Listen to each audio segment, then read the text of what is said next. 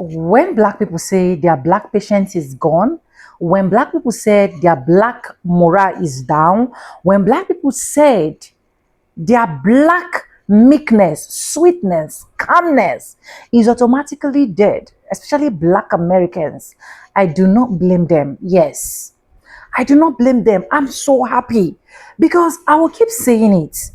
If you cannot respect, honor the people that built a particular country, and you want them to always show forth for you, you want them to always come to your rescue, you want them to always appear in your case, I wonder who you will respect. Because that is why right now, even in the life of immigrants, African immigrants to be precise, a lot of black Americans are washing their hands off their case. And they're saying that literally what we need now is to choose ourselves. Because at the end of the day, there is nothing we do for these people that these people are grateful. I don't argue with them. That is absolutely the best. Yes. And in this video, we'll get to find out more why I said the calmness, the meekness, the sweetness, the patience of black Americans is gone, is dead. Let's watch. Welcome back to the channel. My name is Sonia. Subscribe, like, comment, and share. Credit belongs to the original creators of every single clips and stitches we have in our today's episode. And yes, guys, with that being said, let's dive right into this video. I'll be back with commentaries. Let's go and watch, guys. Most white women are not our friends. Like if you're a black woman, most white women are not our friends. Okay? When they do connect with us, it's often from a place of hierarchy, guilt, or pedestalization, rarely ever in solidarity, right? When they do connect with us, it's just to reinforce power, right? It's not from a space of partnership, and it's been this way since the plantation, right? Since slavery days, it's been this way. I want you to watch this video. For the second time in 3 weeks, a black man who I am a colleague to has sent me a joke about how soft and nurturing and coddling white women are and how mean and harsh black women are in relationships. And I'm going to tell you right now, if you're a white woman, don't participate in that. It's not funny. They're testing to see what you're going to do, what you're going to say. It is absolutely disgusting that they even think that it's okay to send me that. And it's offensive to me that they believe I'm going to laugh at the expense of black women. There's nothing funny about it. There are plenty of things that we can joke about, plenty of people that we can poke fun of. The last people who need to be the center of a joke are black women. And additionally, this is a pattern I've seen over years of black men married to black women who form a friendship with white women, myself, and then start finding a way to put black women down to get into the good graces of me. And that tells me everything I need to know about you as a man, you as a husband, you as your character, and not someone I want to be around, because I work very hard to be a safe space, to know better, do better, and the last thing I'm going to do is get involved in your furry. So their power has always been connected to our dehumanization. So even today, when they try to stand with us, it's from a place of being our sympathizers or our saviors, rarely from just seeing us as equals. So their version of connecting with us and standing with us is being like us being someone that they can pity, them being someone who they can be superior towards, them centering themselves as like the moral one. Are y'all tracking that? While we continue to be positioned as like the one who's struggling, as like the struggle or whatever. And why do I say this? Her response is technically correct, right? It's the morally correct one, which is like, oh no, don't put other women down to get close to me. Still centering herself as the moral one. So much so that she can't realize that the true insult is to her. She can't realize that. Right? So it's in the verbiage. She's like, oh, don't put nobody else down to get into good graces with me. They're putting you down and telling you that you're easier prey. Okay? So instead of seeing it as, oh, I prefer white women, it's I prefer less resistance. Okay? But they can't see it that way. She's caught up in performing sisterhood. If you watch that video and you actually took time to slow down and read the examples of the jokes that the black men were making with her about us, okay? What she got from that was, oh no, I'm not gonna help you laugh at black women. I have to be the good one, the morally just one. I stand with them. You're not gonna get to put down another woman. You're not gonna get to. It's like, girl, there's a bigger issue here. The bigger issue is not that he's putting us down. It's that he's putting you down. Yeah, he's putting you down. But because of their hierarchical, their superior mindset, they still see us as the butt of the joke. Their default is to see us as the one who's the struggle in this joke, right? You are the mockery. When black men come to white women and say things like, oh, we really like white women because black women, yeah, they're too hard on us, or they're too loud, or they're too this, or they're too that, and they're not soft enough. But you're soft, and you this, and you're peaceful. And whenever that is the rhetoric, white women need to see that they are the butt of that joke. Okay? They're offending you. They're telling you that you're easier to access, that you are the weakest link. That's what they're telling you. But they cannot see that because they think and believe that they're superior to us. Okay? And if you are a white woman who supports my content, do not feel offended by my words, okay? If it doesn't apply to you, then it doesn't apply. I do know that there are women who are not of color who are able to actually stand with us in true solidarity and see themselves in us and not pity us or sympathize with us or whatever the case may be. I'm not saying that they don't exist, right? I'm talking about the majority of white women. That's what I'm talking about, the majority. Don't take it as a reason to feel offended or attacked, but rather take it as a teaching moment to figure out how you're going to connect better in the future, right? Self-reflect with what I'm saying. Don't take offense to what I'm saying. I remember one day there was this post of like I think it was like a Twitter post, and there was like men saying like, oh, they want to get them a white woman because something about like they'll build with you and they don't care as much about money. And the white women were in the comments like, we don't know what the hell you're talking about, but we want your money and we will leave you and we will take the kids, the dog, the house, the car, everything. They were defending themselves. They were like, we are not these weak, meek women that y'all keep on insinuating or keep on pushing the rhetoric that we are. We are not that. That's what I want to see. That's what I want to see. I want to see y'all defend yourselves when they make jokes about you. That's what I want to see, because that joke was not about us. They are talking negatively about you too. They're making jokes about you as well. Defend yourself. Don't sympathize with us. Defend yourself. That's what I'm saying. We are mobilizing right now. This is the first time in American history where we don't give a damn about nobody else but us. When you say mobilize, what do you mean? We're mobilizing. We're worried about ourselves, and this is the first time in history where we're not focused on other groups. Are not even thinking about black people. Do you know who white folks are thinking about? They're thinking about white folks. They're thinking about their children, their wives, their husbands, their communities, their businesses, their educational system. They're not thinking about you. I had a good white friend who said to me, George, I know the problem with black people. I said, oh, really? Really, Bob?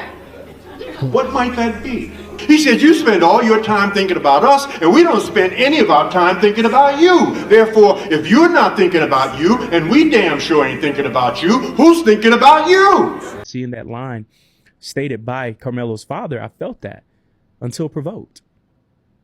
By any means necessary. I think about Brother Malcolm. Like, we are a very peaceful people, black people, and they try to paint this narrative, and they got upset that Carmelo didn't fit inside of that box as this thug, quote unquote, or as this troubled child. No, he comes from a 2-parent household, academic honor student, athlete, worked a job, active in the community. The judge even said that's why the bond was reduced to the $250,000, because he's active in the community. He's a citizen. You can't say that he's this illegal immigrant. There are so many angles that they usually try to go to that you can't do.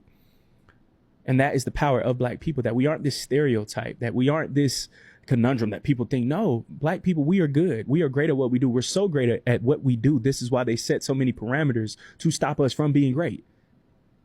That's the overall importance of that. But that's what makes white people so uncomfortable, is that black people defending themselves is the biggest thing that disengages white supremacy, because then it proves that they aren't as superior as what they thought and as what they've been told. They don't realize that they are the biggest dummies out of this. You've been getting played. You've been told that you're greater genetically, which I don't know how, because biologically speaking, that's not even true. You think that you are greater because of all these other things, but everything that you've gotten because the rules were set in a certain way that benefits you the most. I'm not saying that as an excuse for black people. No, because we have so many successful black people. I see it every single day, especially here in the beautiful city of Atlanta. But overall, as a community, as a people, we have gone through so much, and there's been so many setups for y'all, for white supremacy and the dominant white society, that they're able to be in that position. It's not off of pure merit like what they like to use. It's not because it's fair and it's an equal playing field.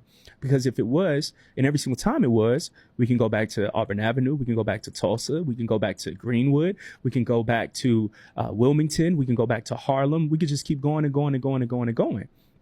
We've had our own things. Lake Lanier, Oscarville, we had that. The moment our things become successful, you want to tear it down because it challenges your idea of white supremacy. You've been told that black people are only this, but then when you see this exemplary black person walking down that's making more money than you, that's more well-spoken than you, that's more respected than you, it challenges your idea of, I was told that I was superior. I was told that. And seeing, oh man, me walking around with that logic can actually get me killed as a white man makes me very uncomfortable, because we're supposed to be feeling cocky and on top of the world. But a situation like a young brother, Carmelo, allegedly informed them, hey, don't touch me. Keep your hands off of me. You were warned. Is that not stand your ground? Oh, but that only applies to white people. That only applies to white people in Texas or in Florida or in Georgia, but not us. Seeing a black man with a gun makes white people uncomfortable, because now I have the same thing that you have. And in the words of Dr. Francis Cress Wilson, I'm paraphrasing here, the gun represents their penis and their dominance, because they know hand-to-hand combat, they do not stand a chance. And if you really take it a step further, white supremacy within itself didn't become globally dominant until they had the guns, until they had the cannons, the navies, and all these other things. But ancient times, and even until throughout the Moors, like anytime it was more so me and you, hand-to-hand combat or just traditional combat, it didn't always work out in their favor. So I say all of this to say that the idea of protecting yourself as a black person creates white insecurity. Resting to me means staying home, saving your money, not spending your money at corporate stores, not, buying local, shopping at local stores, going to local restaurants, supporting local businesses, building community, saving your dollars. We brought down Target, and that was 100% led by black people, by the black community, 100%. We made Disney come to their knees with just money in a weekend. Like, that is where it hits them where they hurt. We do not need people in the streets being violent. If you feel the call to be out there marching, go march. Do what you feel called to do. But that's not what I'm talking about. I'm talking about they wanted summer of 2020 visuals. And they didn't get it. Summer's over. They never got those visuals. I guarantee they have some strategy book and they're like, summer of violence, martial law, we can bring troops in everywhere. Every time they bring troops in somewhere that is shown to be peaceful, people wake up. Every time somebody wakes up. It's a snowball. So people that are resting are literally doing the most right now. So thank you for everyone that engaged with that post and are commenting on it. Those comments are literally like, I'm glad I've introduced some people to the term gray rocking. I'm glad I've put words to what people have been feeling, and that people in the black community are validating that, like, finally a white lady gets it. Because that literally makes me emotional. Nothing makes me more emotional than getting validation from, especially a black woman. If you come in my comments and say, you get it, I get emotional every time. So thank you for that. Because you all know, nobody knows most besides, like, the smartest, most aware people in the world are black women. And you will never change my mind on that. Because they have to be. And they are. So thank you for validating my last post, because that's how I've been feeling about it ever since I first saw people saying, we're sitting this one out. That has meant a lot. Like, that moved me. It's so sad that we live in a time where white people don't have to say or do anything to keep black people oppressed anymore, because the oppression is so deeply engraved in us. And a good example of this is when black waiters or waitresses treat white people better than black people. When service providers in general think that they have reached a certain level of success when they're servicing white people instead of black people. Do you see what I'm talking about? They don't understand how we can still laugh through all of this pain and turmoil. All the jokes that we made about how every day the world's falling apart, and here we are skating and double dutch and playing spades and line dancing and having a good time. They don't understand how that's happening. You see the farmers out there in Kentucky or Nebraska, wherever, they are having a horrible time, and their suicide rates are 3 times the national average right now, because they can't take it. They cannot take what we can take. Not only can we take it, not only can we endure, we can also be happy while we're doing it. We can find joy while we're doing it. That's why Black people always will be like, we don't take anything seriously, or we make a joke out of everything. In every situation, we make a joke because we know how to have joy. We figured out that life is about having fun. And people will look at that and they hate it. They hate it. They say that we're lazy. They say that we are, uneducated and stupid and everything, childish, immature. But the truth is, they are jealous. They're jealous because if what had happened to us happened to them, they would not be as happy as we are. They would not have figured out a way to still have joy. And they hate us for it. They hate us that they cannot do anything to us to rob us of that joy. And you know why? It's because they didn't give it to us. So they can't take it away. It's never a problem when white people have privilege. It's never a fucking problem. But as soon as Black people step into a space and they have privilege and they know their worth and they come from good stock, it's a fucking problem. What y'all doing to Shador is nasty. And we see how y'all fucking work. And y'all don't want us to be able to be confident and to be able to say, oh yeah, we been in here. Sad. No, y'all don't understand. I'm trying to realign myself with my Blackness in a way that's untouched by whiteness. That's like unaffected, uninvolved with whiteness. And as I say that, I process, I know it's almost impossible. My history is slavery, and that's completely white people's doing. I'm trying to get myself to figure out who I am at my core in a way that's uninfluenced by white ideologies, white supremacy, white thought. Like, I want to detach from everything that I've thought about this country and about myself and about Black people and about Blackness that has any influence from white people. And that starts with my hair. I want to be as authentically Black and show up that way in a wholeness that I can without white people. And even I said the names too much, but like, I'm trying to like detach. He says, no worries. White women are stepping in. Thank you for the practice. And I want to say you're welcome. White women are the new face of single mothers after dealing with Black men. Okay, and you can just look at the Kardashians and see that for yourself. So they're not winning when they date Black men either. They're going through hell with y'all too. And that's why I encourage Black men to continue to date outside the race. And I will help a Black man to find him a white girl. That's how much I want y'all to date outside the race and leave Black women alone. I will help you find a white woman. That's how real I am. Okay? So I know you thought you was flexing, but you're not. You're actually helping, because as a Black woman, the fact that I can choose whether I want to date Black men anyway or even have children with you, boo, that's power right there. Do something about it though. Yeah. Black women, choose yourself in real time, not later, not after, now. Not after the crisis, not after obligations, and not after the dust settles. And most definitely not after you're depleted. Your first instinct is usually the most accurate one. Follow it. Choosing yourself first is not selfishness.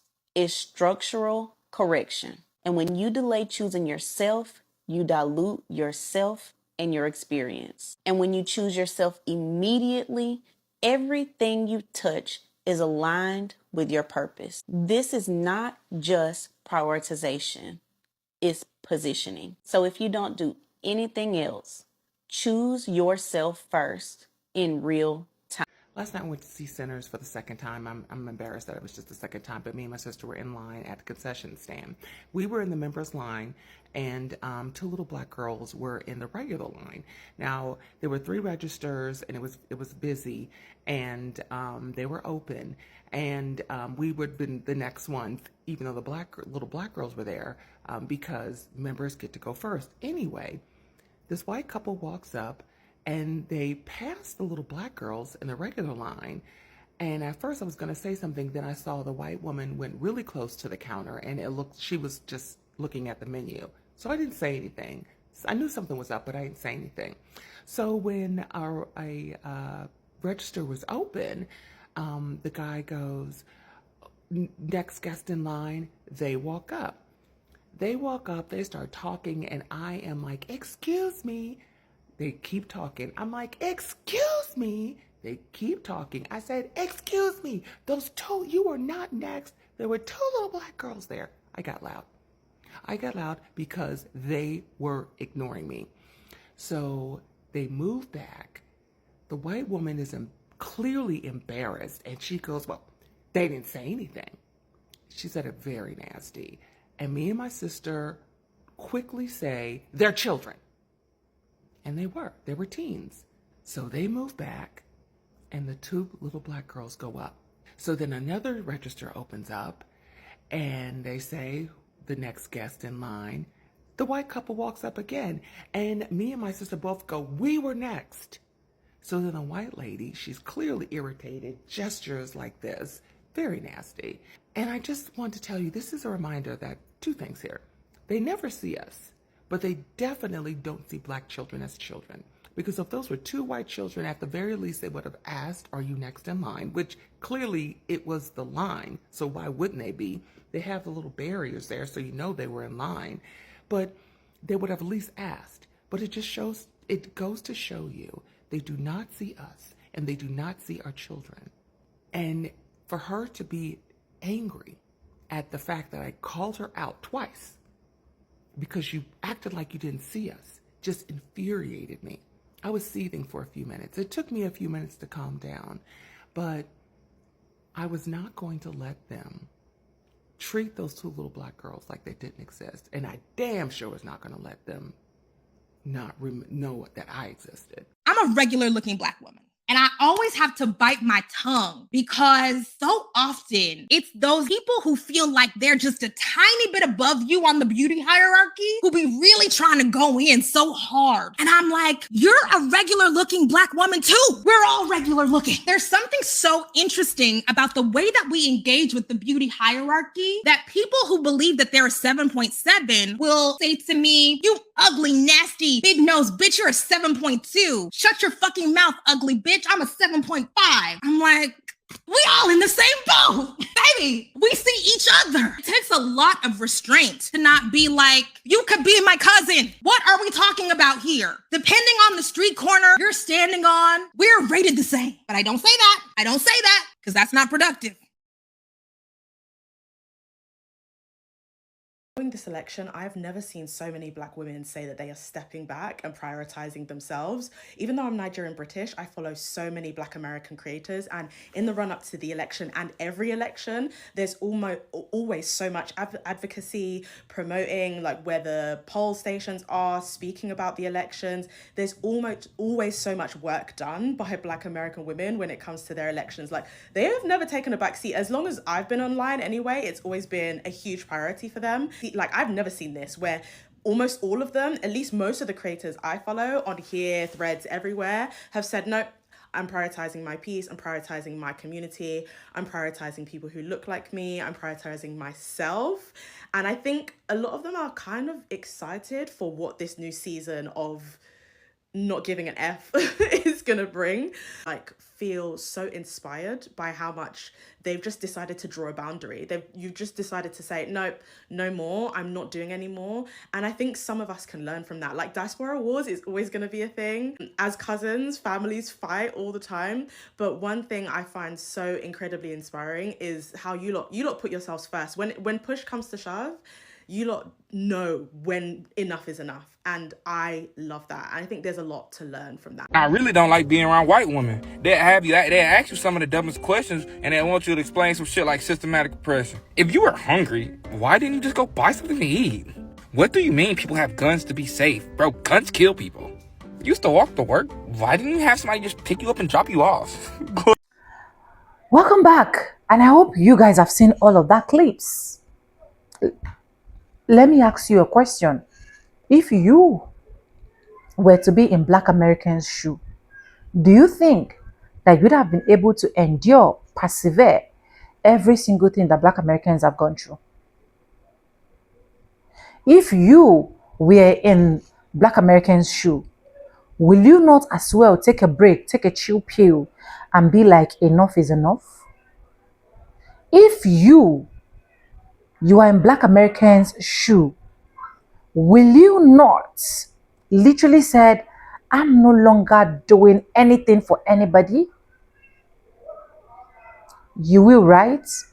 And for those of you that be like, I will not, there is nothing there.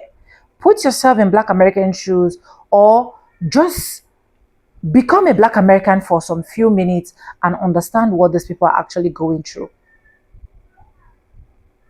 These people have gone through a lot in the hands of immigrants, where they will literally come through for these immigrants, help these immigrants to get balance, patronize immigrant shops, African braids, and so on and so forth.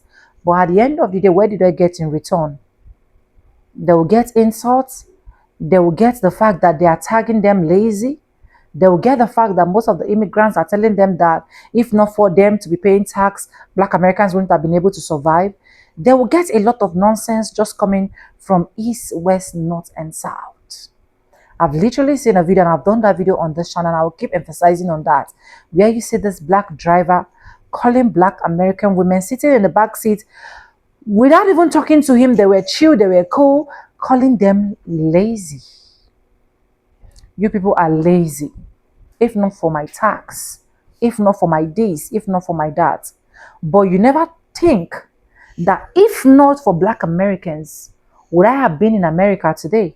If not for Black Americans, would there have been anything called America? Because yes, a lot of you guys as immigrants give white people the glory. You worship white people, idolize white people, make them see reasons why you need to choose them over Black Americans. But when it comes to issues, you want Black Americans to come through for you. You want Black Americans to come and support you. You want Black Americans to show face, because why? You want Black Americans to even attach your name and say, we are African Americans. Shut up. They're no longer giving into that. Now they are choosing themselves.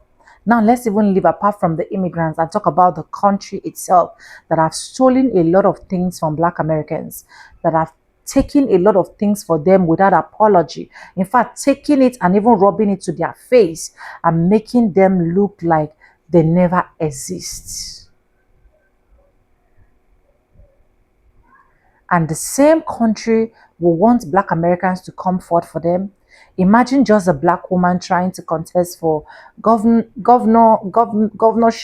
in Texas, which is the person of Jasmine Crocker.